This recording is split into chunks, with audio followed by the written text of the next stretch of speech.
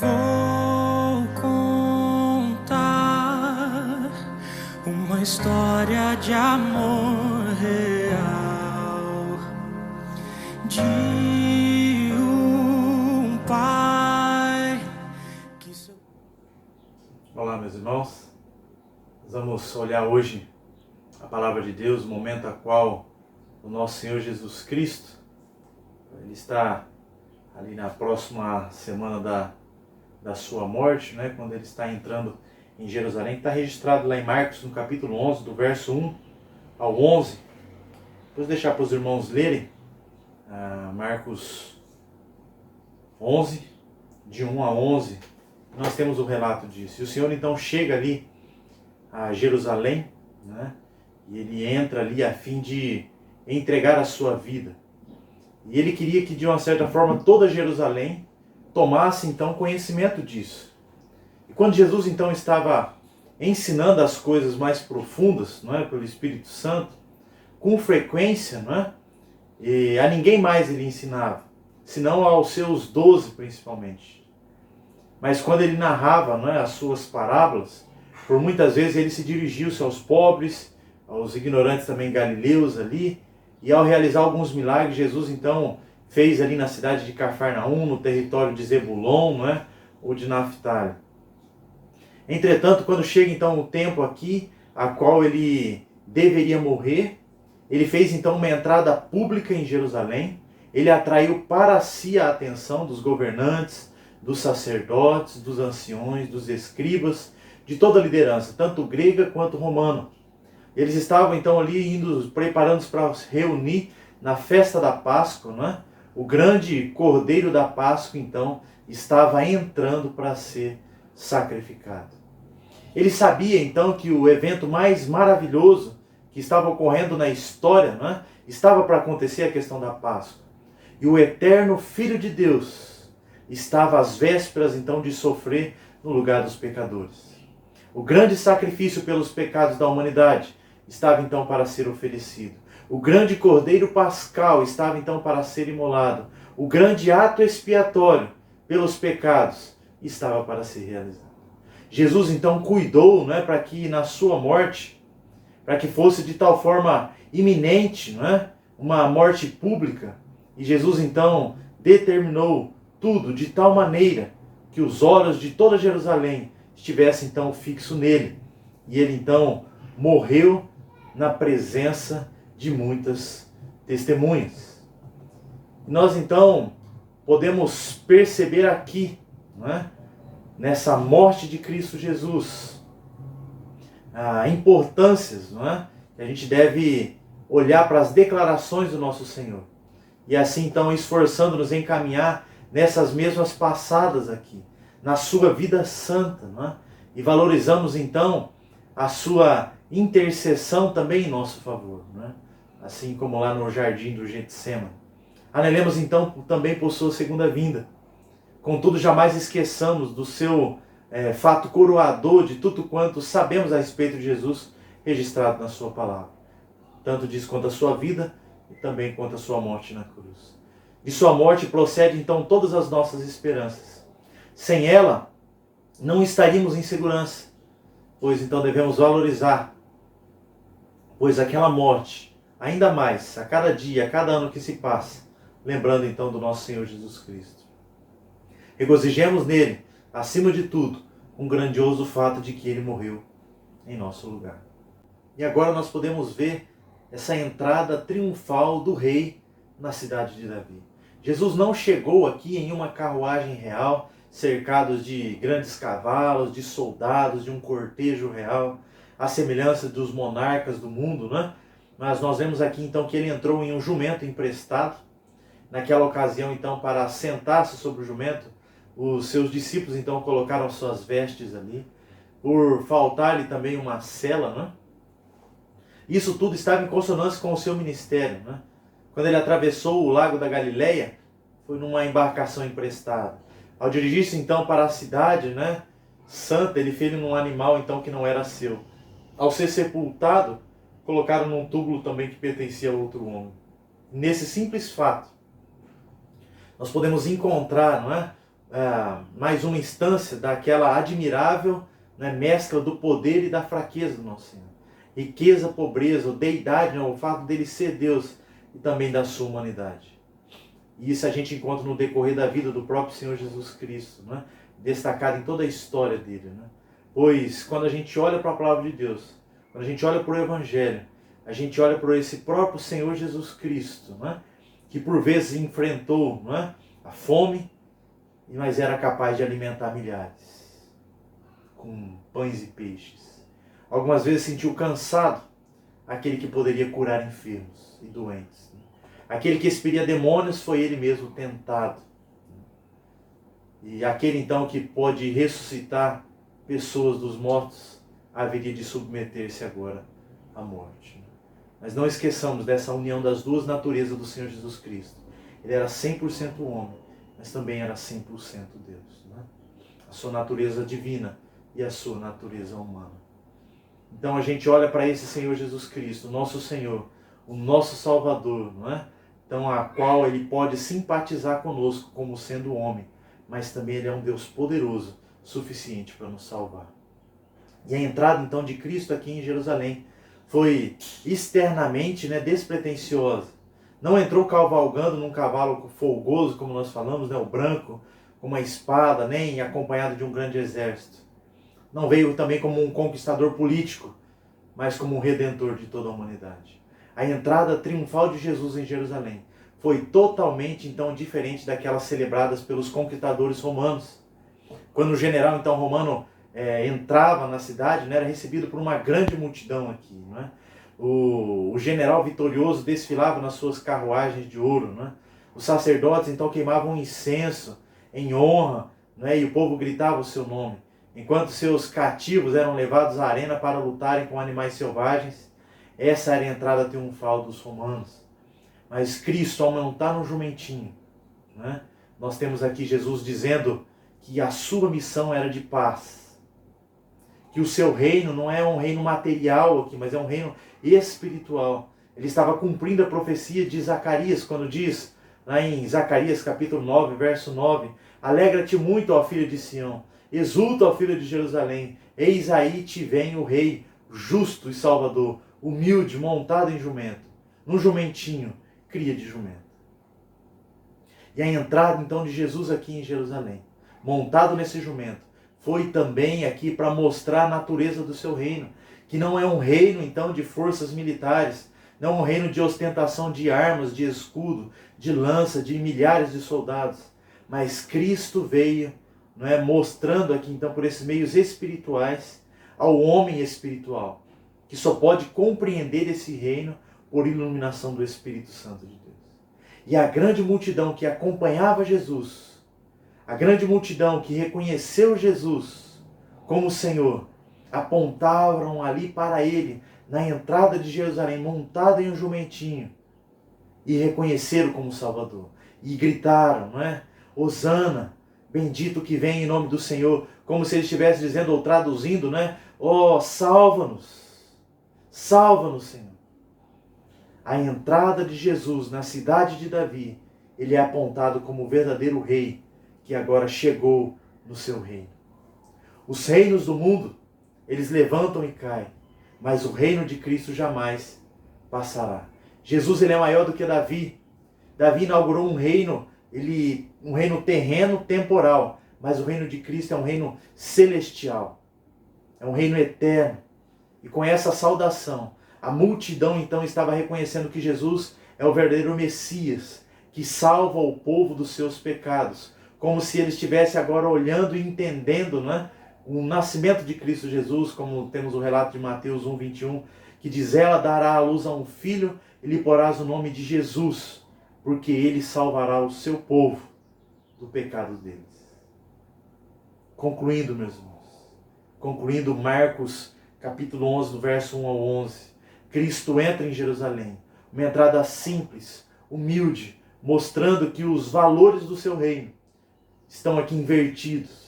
E desse reino atual e material, né, invertidos ou ao contrário desse reino material, aqueles então que o seguem, reconhecem, renderam glórias a ele.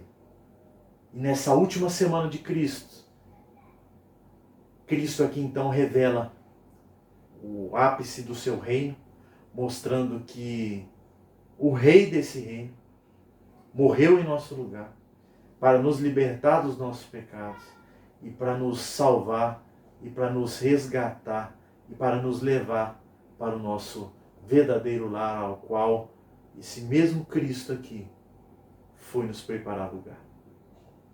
Então nessa semana, alguns chamam aí da semana da paixão de Cristo, nesse momento de sofrimento, nós temos aqui então, olhando para Cristo, entrando em Jerusalém, entrando ali então num lugar onde ele iria assumir o trono no lugar de Davi, e é apontado ali como um rei por aquela multidão dizendo Hosana, não é? Bendito que vem em nome do Senhor. Traduzindo então aqui, salva-nos, ó Senhor. Salva-nos, ó Senhor. E a gente então, como servos desse rei, a gente deve render graças e glórias a ele. E no decorrer dessa semana, nós vamos continuar ouvindo mensagens sobre o que ocorreu durante essa semana. Vamos orar ao nosso Deus. Deus, eu quero agradecer ao Senhor pela Tua palavra.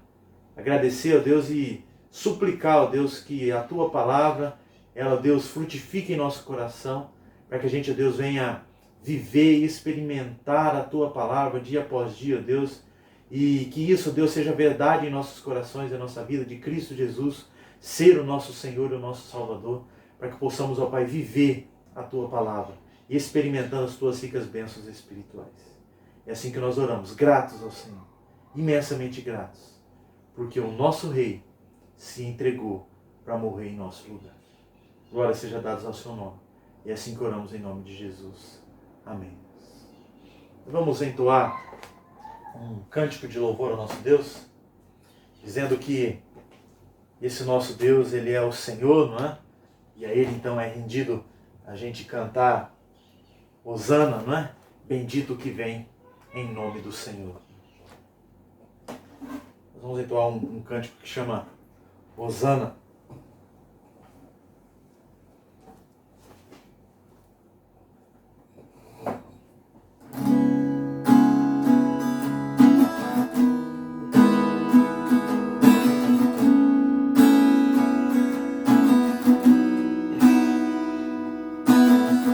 Eu vejo o Rei da Glória vindo com o seu poder, a terra vai estremecer.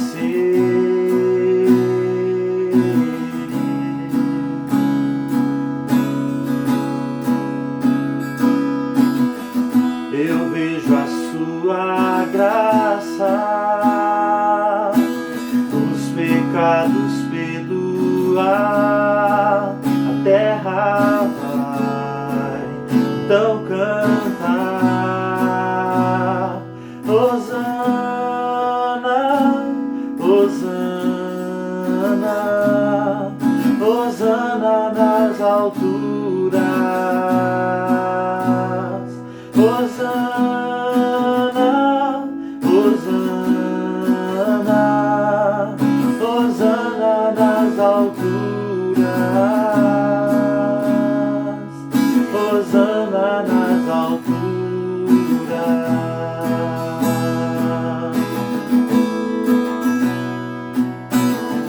Eu vejo um povo eleito assumindo seu lugar pra sua fé compartilhar. Eu vejo avivamento quando teu povo orar, te buscar, te buscar. Hosana, Hosana, Hosana nas alturas, Hosana, Hosana, Hosana nas alturas, Hosana nas alturas.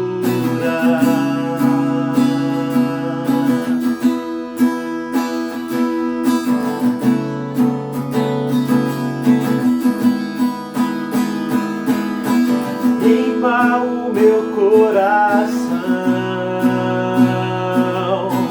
abre os meus olhos para que eu possa ver com o amor que tens por mim. Te amo.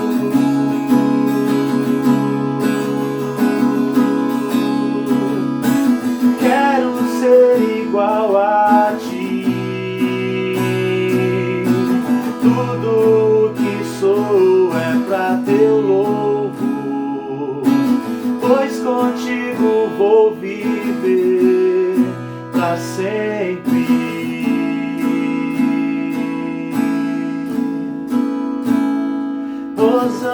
Hosana, Hosana, Hosana nas alturas. Hosana, Hosana, Hosana nas alturas. Hosana nas alturas. Hosana nas alturas.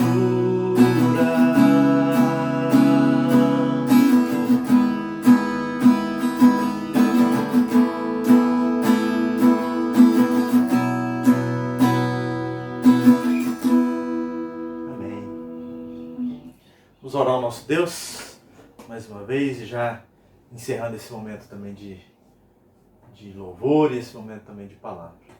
Deus e Pai de nosso Senhor Jesus Cristo, nós exaltamos e bendizemos pela obra do Teu Filho Jesus Cristo em nosso lugar. Nós, ó Deus, tão imperfeitos, pecadores, carecemos, ó Pai, de um Salvador. E a Tua palavra nos diz, ó Pai, que o nosso Senhor e Salvador é Cristo Jesus, o Messias, o nosso Senhor, aquele que era profetizado lá no Antigo Testamento, se cumpriu em Cristo Jesus. E a obra dele, ó Deus, foi consumada lá na cruz do Calvário, vencendo, ó Pai, a morte, nos trazendo vida, Deus, pagando e levando sobre si todo o nosso pecado. E queremos, ó Pai, engrandecer, bendizer, exaltar e agradecer ao Teu santo nome, que é o único digno de receber honra, glória e louvor. É assim que nós oramos, ó Pai. Oro também a Deus pedindo e clamando pela vida dos meus irmãos, ó Deus, que têm sofrido, ó Deus, com esse vírus, ó Pai. Lembro, ó Deus, de clamar, ó Deus, pela vida da Simone, esposa do pastor Vater, ó Pai, que o Senhor traga conforto sobre aquela família, Deus, que perdeu hoje a sua mãe. Também clamo, ó Deus, pela vida, ó Deus, da Cristina, ó Deus, esposa do pastor, ó Deus, lá da Igreja Batista São José do Rio Preto, que perdeu seu pai. Pelo pastor mesmo, ó Deus, Edivaldo, que está internado, ó Deus, a última notícia que ele estava entubado. Nós clamamos a Ti por eles, ó Pai. Clamamos ao Senhor, ó Deus, conforto e consolo para a família do Fernando e da Crislane. Clamamos a Ti, ó Deus, pelo conforto e consolo para a família do Jairo. Clamamos ao Senhor, ó Deus, conforto e consolo para a família do pastor Paulo, ó Deus. Clamamos ao Senhor, ó Deus, por todos aqueles, ó Pai, que têm perdido seus entes queridos, seja, Deus, por vírus ou por outras enfermidades, mas nós clamamos a Ti. E pedimos a Deus por todos aqueles que têm sofrido, ó Deus, e que têm passado por grandes dificuldades nesses dias. Que a Tua boa e poderosa mão repouse sobre cada um, e a Deus esteja abençoando, guardando e protegendo. E assim nós oramos, imensamente grato, no nome de Cristo Jesus, o nosso Senhor e o nosso Salvador. Amém. Que a graça do Senhor Jesus Cristo, o amor de Deus, o nosso Pai, e a comunhão do Santo Espírito do Senhor seja sobre nós, sobre todo o povo de Deus espalhado pela face da terra, hoje e para todo sempre. Amém.